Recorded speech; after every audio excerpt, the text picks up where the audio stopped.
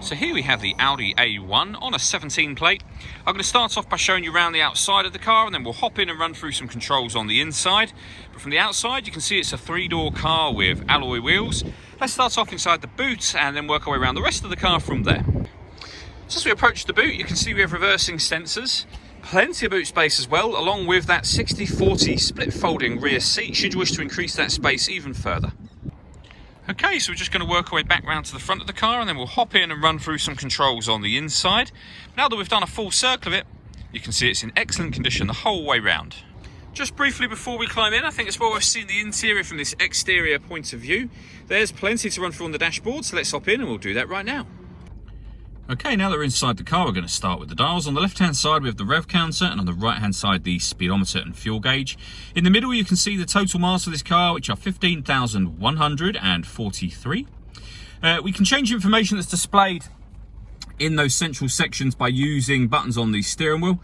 So we have various menus available to us from our radio, our phone, and then our driving data. If we back out to the steering wheel, the buttons I was using just a moment ago are here.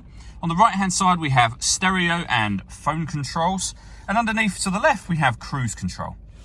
Over in the centre is the main screen for the car. So it's not touch screen. Everything you see, so first of all, these 4 corners here are controlled with these 4 buttons here, so they correspond with the 4 corners shown on the screen. Or you can directly press any of these buttons. So we're on the radio menu at the moment, for example.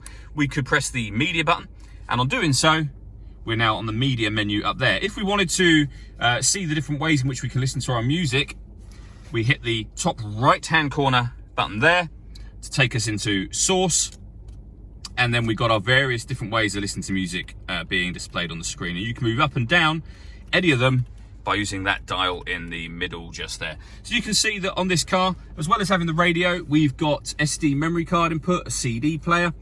We can stream our music wirelessly via Bluetooth audio as well.